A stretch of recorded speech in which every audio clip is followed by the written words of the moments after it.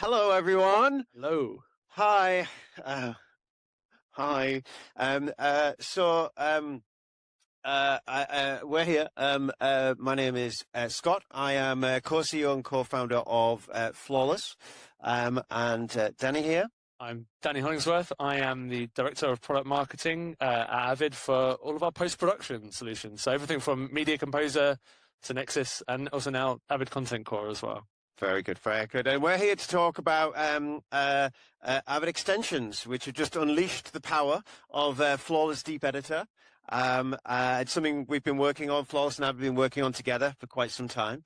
But it's assistive AI in post-production, so there's a lot of talk around that. A few people have mentioned AI at this NAB, I believe. I guess the starting point was going to be, from your view, Danny, what's the mood like in NAB this year? Yes, I mean, it's to your point, there's just a little bit of discussion about AI at the show. What is that? And I think the mood is, there's definitely a lot of interest and energy, right? I think we've been through multiple phases. I think we think about the original sort of breakthrough of some of the stuff with ChatGPT and kind of what happened in that original time space to kind of where we are now. I think there's been an evolution, right? And I think there's probably a mix of emotions and feelings, right? And I think what's been fantastic is being able to work with folks like yourself who were there at the kind of the bleeding edge early on and really have a deep understanding of the space from the get-go, but also deep understanding of production. And I think being able to work alongside folks like yourself has been really exciting. And I would say the mood's been a lot of excitement, probably a little bit of fear. It's a little bit of fear. I don't know. There's a lot of fear usually, right? Oh, I was supposed to do that slide. Yeah, there you go. So I think, and a lot of stuff in between, right? And I think we're probably able to talk about some of the things we've been doing together, which hopefully enable people to understand that there's a lot of power here.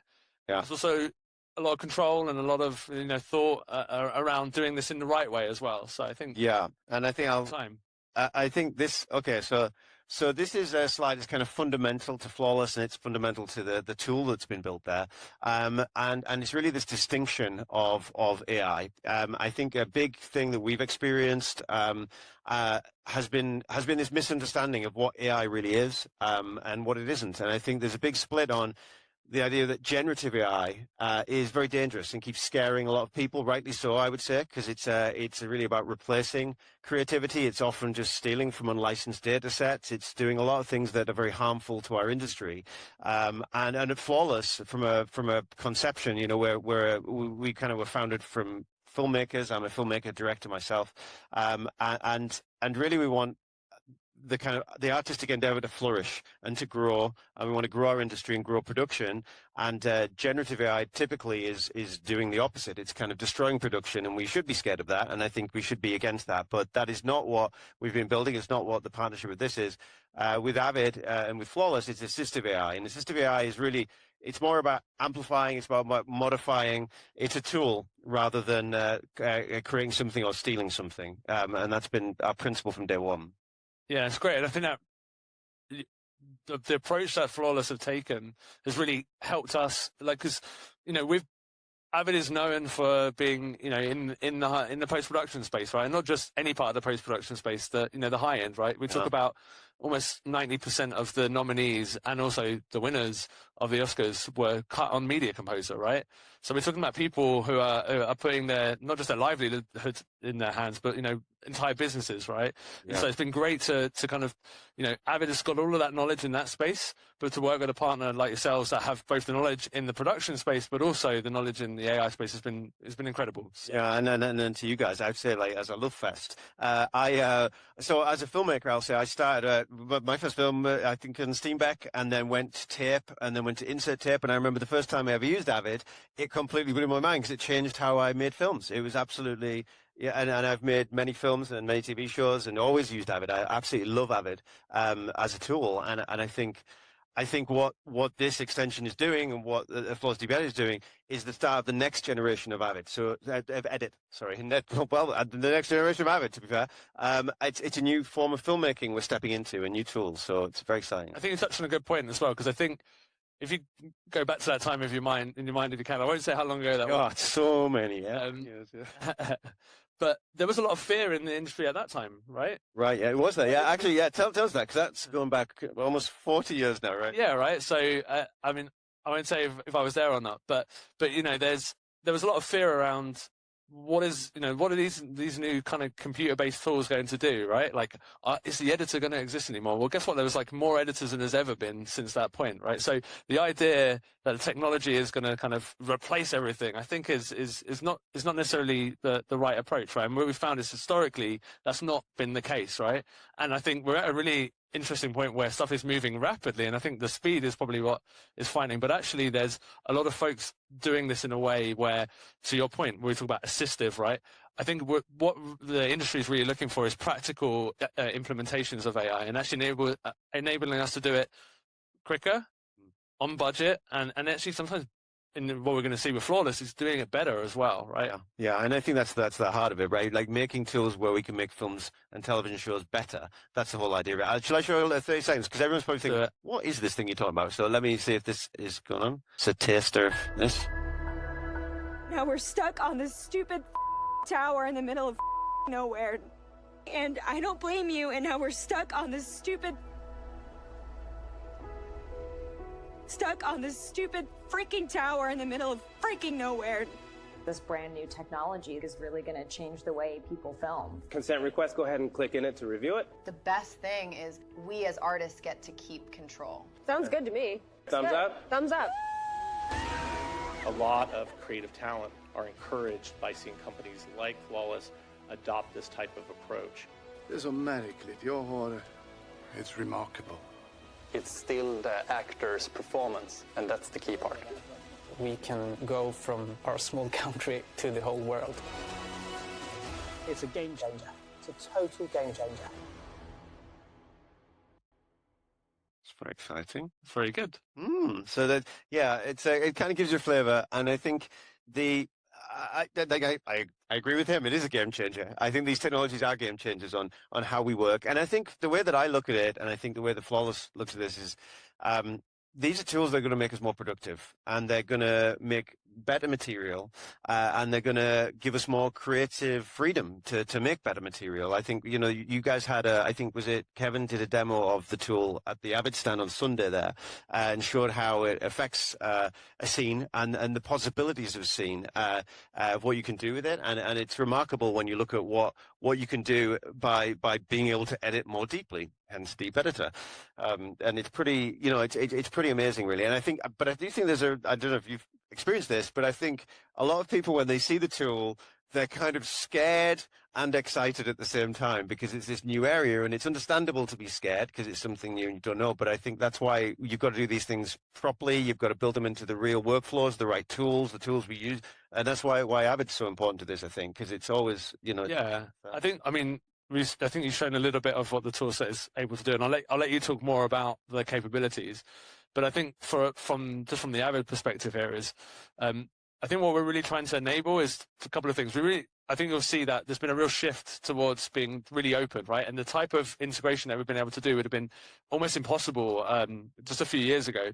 And what we've been able to enable through the Media Composer Extensions SDK is this isn't just hey, there's a little plugin on top of Media Composer. It's deeply integrated into the creative experience. And I think you'll see what we're trying to do is say the timeline is where the creative decisions are being made. How can we keep people in that space, in the space to be able to make decisions and also get creative alignment? And so you see, I think, hopefully through that video, there's how do we bring the entire team around this process, right? And make sure everyone is in the loop at any point. And so we'll see probably a little demo in a while, but what you will see is that at any point you can step directly into the edit at any stage, and we're not kind of replacing any parts of the edit process really here. It's just we're kind of enhancing the capability. Yeah, it's through the partnership. I think that's why I think this partnership started, right? I think there's a big difference between doing a visual, like actually when Flawless started and our first that display we saw there was the first time ever that we ever did assistive AI in cinema. So that was the first time it ever went out there. It was actually 4 months before ChatGPT, so that's a long time ago in AI years. And since there's been hundreds of productions, tens of thousands of those shots in the majority of most major movies, like one way or the other. But when we started, it was a VFX kind of service at first. So it was kind of like treated in the VFX timeline, pipeline.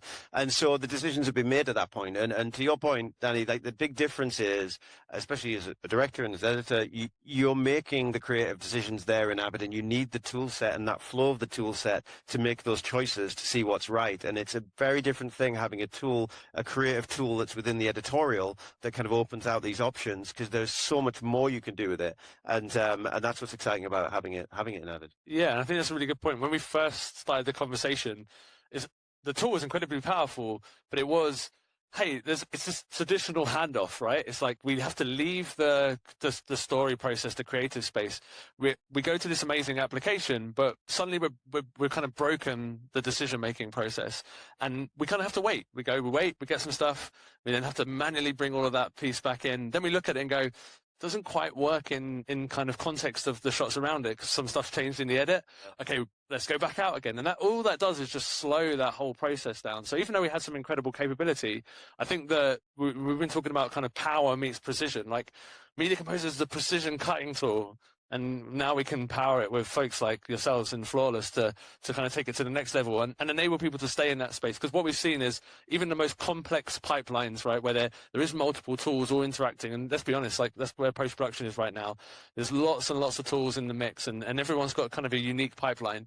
What our goal right now is to just be able to enable those tools to come as close to that edit as possible and kind of stay within that space, because we found that was the story anyways. When you go and talk to people, it's like, yeah, we have all these other tool sets and they're ultra important to us, but we keep coming back to the timeline all the way along, all the way to final delivery. We're back in the Media Composer. Yeah. So how can we make that easy? Yeah, I love it. And as a director, I'll say, like, my favorite part of directing, like, I love all the different parts, and I'll probably often say when I'm on set, I'll be like, I can't wait to go to the edit. When I'm in the edit, I want to go back on set. But the truth is, my favorite part personally is the editorial stage, because I think that's when you do the most filmmaking, actually, because of the crafting that takes place there, and having tools that let you craft further, I think really makes a big difference. Scott, like, you've obviously got the experience in that space. Could you talk a little bit about the realities there, where what you were just showing? If you were to try and do that in the traditional pipeline, what happens? Like, so right now, like, so you get to that shot and you're like, okay, we want to do something. We know it's going to be a VFX piece. Like, what happens there? That shot has a story, actually. The where she looks at her fricking tower shot. So the story behind that was, we shot the movie. And we shot it at the top of a mountain, and it was all very high, and did it very practically. And Ginny Gardner swears too much is the takeaway, because she'd improvised 36 fucks basically that went into the movie. And Lionsgate, who I think were around here recently doing a talk, they made an offer to buy the movie and release it domestically, but they said they'd only do so if it was a PG-13, not an R, which was it was going. And because the film takes place with two people sitting with their backs to each other, there's not much to cut around when we tried to cut around those problems. So we decided, okay, we're going to have to go back to shoot and reshoot this stuff. So we looked at going back up the mountain, building the tower, and it was very, very expensive. And at the time, Flawless was still a baby. We had the technology, but we hadn't really put it together. So we band-aided the pipeline together for that purpose. And then it went on to become a success, and it's now got 2 sequels. And but without that ability to do that, it wouldn't have, we wouldn't have been able to do that. It would have, we weren't going to get permission to spend $1 million to reshoot to get an R. We wouldn't have got the sale, and it wouldn't have meant the release of the movie. So it really changed the fate of that movie. And I know that it's changed the fate of a lot of movies that have been produced in the last few years, because they're having the ability to essentially, like, not have to go back and reshoot. It creates a lot of options, and then all the other options you talk about. It's in fact, while I've got you on stage, I'm gonna quiz you on a couple of things. I like this, Dan. You asked me away. So. Yeah. It's a two-way discussion. It is a fireside. Right? It is a fireside. Yeah. My side of the fire right now. So there's a couple of other things for anyone that was watching there, which really, the first time I saw Flawless, like, my background is kind of cross post, but also in the sort of broadcast space as well, and sort of the wider post production, not just a high end kind of film piece, but actually we need to deliver to another market. And I actually live in the Netherlands, right? And so I sit and watch a lot of Dutch TV with subtitles on. I'm still practicing, but the kind of the for the audience, kind of, I see a lot of dubbed content, not so much on the Dutch side, but across Europe, and it kind of breaks the illusion, I guess, as well. And I kind of saw some really interesting stuff there. So I think obviously there's the high end post piece, but like, how does some of the work you're doing in Flawless kind of, I guess, potentially address a greater need or a greater desire across a wider space there? Yeah, I think where we so what you're mentioned there is what's called true sync, right? Okay. So and that's where we're taking movies and we're taking every shot of everyone in the movie and essentially resyncing the dialogue to the incoming new dialogue. And the first film to get released theatrically and get a big release like that was a film called Watch the Skies, which was originally called UFO Sweden. It was in Swedish, amazing movie by these amazing filmmakers that nobody in English-speaking territories would typically watch.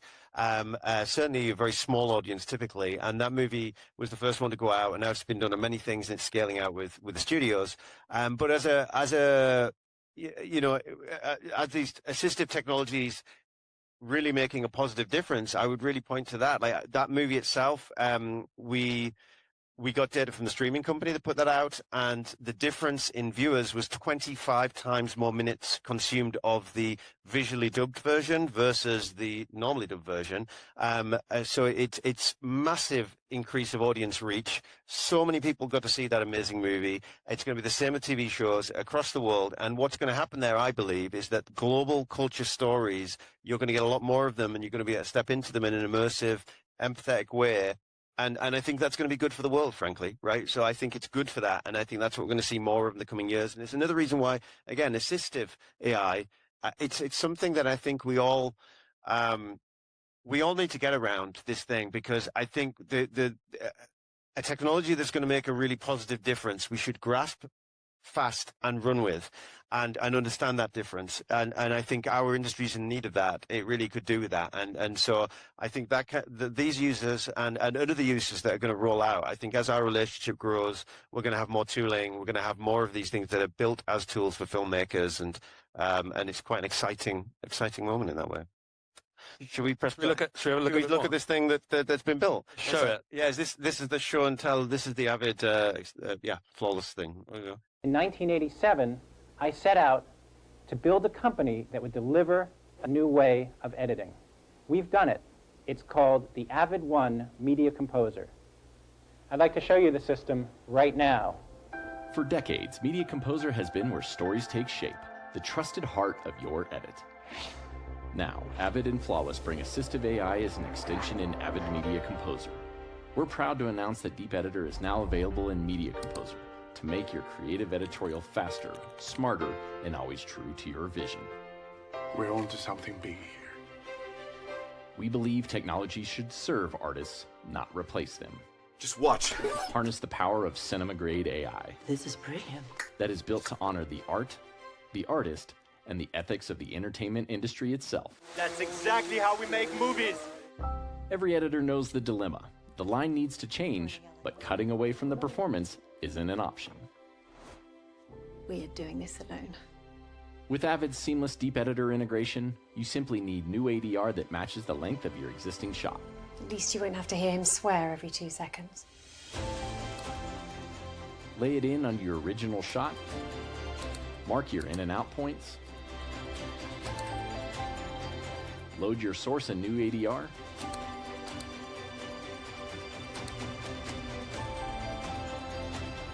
and hit Create VUB.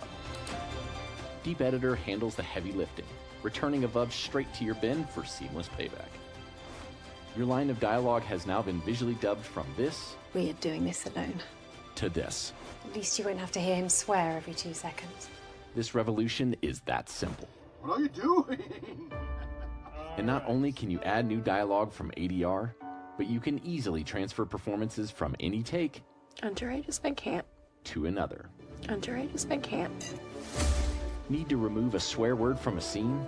I'm telling you, mate, she is a loon. Rewrite the line to match the performance. I'm telling you, she just snapped. Then cut in your new VUB. Maintain the original pacing and delivery so your edit has now been VUB'd from this I'm telling you, mate, she is a loon. to this. I'm telling you, she just snapped. Integrated into Deep Editor is Art, the artistic rights treasury. Built on the principles of consent and the protection of artistic rights, Art gives performers the ability to review and consent to edits. Trusted by major Hollywood studios and streamers, and recognized by industry guilds like MPEG and SAG-AFTRA. Deep Editor ensures that artists remain in control throughout. Every edit is transparent, every modification can be approved, every performance adjustment upholds industry standards. It's remarkable. In partnership with Avid, we're bringing the power of assistive AI to the heart of your workflow.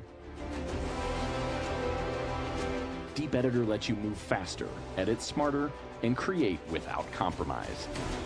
All powered by clean, ethical, assistive AI inside Media Composer. Wait. Set up your account for the Deep Editor extension today. We need to talk. And experience the future of flawless enabled editing.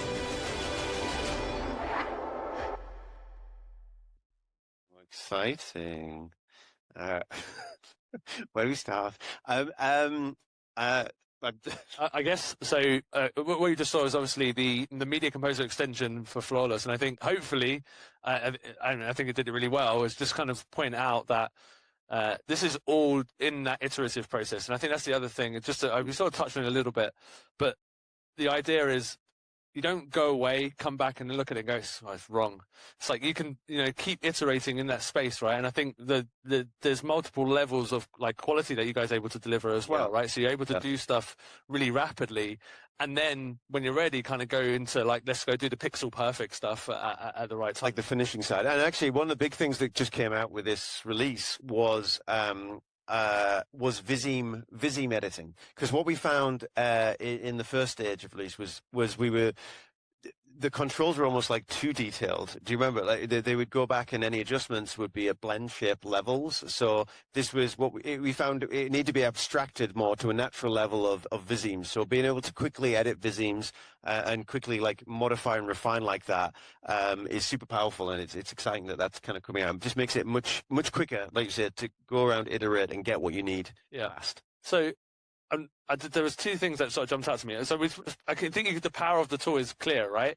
And there's a lot of people showing powerful tools. I think the real differentiator, even more than the actual application, is what you guys are doing in the kind of the ethical space here as well. Now, you sort of touched on the video, but maybe Scott, you could talk a little bit more about what you guys do there. Yeah, absolutely. I think as I say, I think this distinction between what's assistive and what's generative, like part of that is assistive is licensed, legitimate, it checks consent, it's going through the right channels, because a tool for people means that they have certain consents and controls going into that. And so we did a lot of work with the Hollywood guilds, even going back 4 years from this date, actually. From the first time we ever did something for the screen, we had to obviously contact the Actors Guild and start this discussion about how we do this right. And that really means kind of creating this lineage, making sure you get the actors' consent, making sure that things are very clear. And the tool itself kind of helps that spell out. So you're walking through it, and ultimately it's a safe way to do this. It gives you the guardrails to make sure you're doing it right, and that you can use the output, and you can use it as a legitimate output. But that's been a lot of work and a lot of design, and it's obviously a hot topic right now in terms of where we have now this influx of AI, generative AI, kind of like drowning everyone out, and we're seeing it everywhere, and everyone, as I say, is rightly scared, and we have to kind of protect and put these guardrails in place to make sure we do this stuff right. And I think that's core to these tools going out. They have to be tools for folks to use. I think what's amazing is you guys have kind of like laid a blueprint as well, because I think there's been a lot of discussion in the industry. Maybe we could talk a little bit about like the future. Yeah. And we are a technology industry, right? We're very technology focused. We kind of want to be bleeding edge, right? VFX post-production has kind of led a lot of transformation, and at the same time we had this kind of feeling of like fear and control and kind of are we going to be able to do this? But kind of the train's already kind of left the station, and there's this sort of back and forth of like, where do we sit? And I think you guys have laid an amazing blueprint of like, we can have that power and do this amazing work rapidly, but also do it in a way that everyone's kind of signed up and on board, and sort of laid, like I said, a real clear blueprint for the future of assistive AI in post-production. Yeah, absolutely. And I think and I would say to everyone, I know everyone has mixed feelings on this. I know, like I said, there's a lot of fear out there in this, but it's almost like voting with your tools, right? So if you really want to do the right thing, I would say, like, go with the tools, use the tools that actually are doing it the right way. Do you know what I mean? That's the way to make sure our industry kind of harnesses around those tools and actually gets the benefit from them. Because, ultimately the industry has been hurting for a long time for lots of different reasons, not because of AI. AI's come along. And it's it's a game changer, but it's an equalizer. It can be used for good or bad. And I think using it for good and using it for tools that make our work better, that increase the amount of work we do, that make things better, and ultimately increase the amount of productions and jobs. That's what comes out of this if you do it right with the right tools and you're not replacing humans. So I think that's what we all want. And I think putting it into Avid and kind of doing these things makes that difference, really. Fantastic. There you go. That's well, we got 3 minutes. I don't know if there's any question. Does anyone dare to ask a question? Audience, come on now. Don't be shy. Come on. Do you want to ask a question? Here we go. Thank you. Nice one. I see a show of hands. Right. Have we got a mic? I think there's a mic. There's a mic there. Sorry. Do you want to? Yeah. Do one here first, and then hello, sir. Oh, is it on? Have we got sound, guys? Hey, sound. We got. Yeah. Okay, I think you're on. Yeah. Try now. On. Okay. Hey, scary. So ADR is required legally, I assume. You can't generate new. No, we don't do. Yeah. No, good question. The ADR, the sound that's coming into this workflow is human. Yeah, it's recorded, and that also you need the actor's consent, right? Because if they're saying something that they didn't say, it's almost the cleanest way to get consent is as a director or as a sound recordist, they record it, and bear in mind, actors can say things in 1,000 different ways. That's the heart of performance, isn't it? So you want that, and you want that nuance of delivery. So yeah, the system, the system is agnostic, I guess, in the sense of an audio signal, but the consent system requires human sign-off. So it's recorded audio from humans. You can ask one more, please. No slide to Avid, but are you on any other NLEs? Oh, that's a bit mean. But Danny on the stage, don't say this. It's look, I'd say that no, in the short term, I would say that we let's say Avid. From my own personal view, I love Avid to bits, and I think it's the premium editing tool that the best artists in the world use, and I think that's why. And I think the fact that hats off to Avid for leaning into this, right? Because I believe we were kind of first tool ever to get into this space with them, and there was a lot of exploring because it's not just.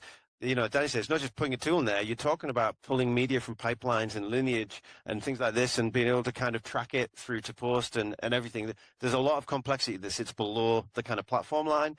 And getting through that together and building that out together is because Avid were really leaning in to kind of advance into this next stage of editing. So I'm proud that it's Avid right now. Thanks, Scott. But can I just add one quick thing on that as well? I think from the other side as well is that we really want to give people the deepest hooks into the application as well. So I know there's a lot of like panel applications that exist. We've really exposed a lot in not just the UI, but really kind of deep into the tool set. I think that's our goal, is to kind of enable these type of workflows in a way that it's really deeply integrated into the kind of the normal editing experience, right? So we're not asking the editor to like have to relearn everything. Yeah, it's kind of deeply embedded. So yeah. I appreciate the question. I think there's one over here. Yeah. Hello, sir. Thank you for waiting.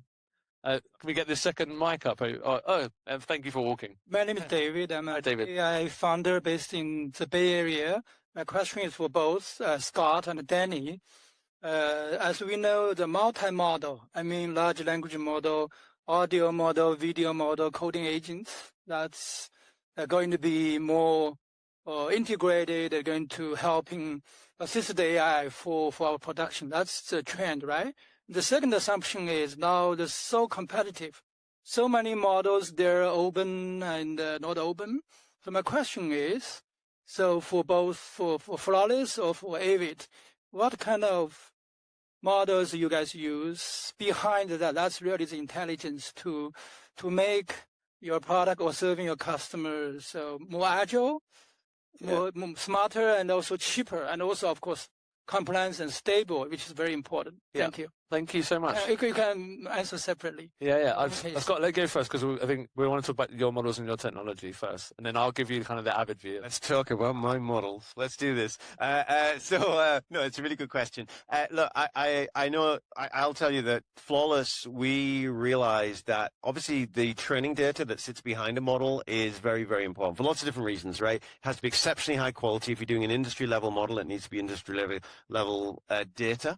Obviously with lip synchronicity models, it's all about emotional accuracy and the rest of it. And we found that the way that we had to kind of build it out is actually to film our own data. So we actually filmed purpose-built data sets to do all of this, to make sure that the lineage is clean so that when folks are using it, there is a very clear kind of chain of title lineage of the data training, what's going out there. So I think lineage and having the right to use an output of a model is actually really fundamental. And it's probably why Flawless is the only tool that is really delivering final pixel at scale to industry right now, right? Because you can't just license stolen data outputs from generative AI models that have scooped up everything that's out there. You have to be very, very careful. So there's a big responsibility at hand to make sure that when we build these pipes, we know what's going through them. We know that it's transparent. We know that what we're kind of putting in and getting out. That's really vital. So there are companies, I think that companies starting to understand this, and they're building out these different models this way. And I think there's a few clear indicators of who's kind of taking this responsibility very seriously. But that still is, again, starting to infiltrate into things. But I wouldn't be in too much of a hurry to get the wrong models in there, And I think that's, I think there's things like, look at OpenAI and Sora and the collapse of Sora. And, there's a cheer in our office when that happened, to be quite honest with you, because that is, that's an irresponsible model, irresponsibly deploying. And I think the industry, and it's probably, an indication with this, right? The industry is understanding that especially with final pixel work, you have to have copyrightability, otherwise there's no point doing it. It's a big, so that understanding is, I think, getting out there now, and we've been proud to kind of lead that in some sense, and you guys have totally supported that idea, right? Yeah, absolutely. And I think we're probably out of time, but just a final wrap on my side. I think for us, it's really about being open in terms of enabling the tool sets to be open, but then to go and actively work with partners which we really align with where we kind of see the industry as well. So I think there's kind of a mix there from us in terms of openness. People are going to, different parts of the chain maybe want to leverage different technologies at different scales, but we're going to kind of work closely with folks like Flawless, where we really kind of see alignment on this is how we think the right way to do this is as well. Groovy. Right, so we're out of time. They were two great questions. Thank you for the question, Phil. They were wonderful. We are... No, it's great. We are available to kind of take questions off the side for a bit, so we can hang around for a bit. Yeah, absolutely. Yeah. No, thank you, Danny. It's been wonderful fireside. Thanks for having me. Thank you, guys. Lovely. Thank you.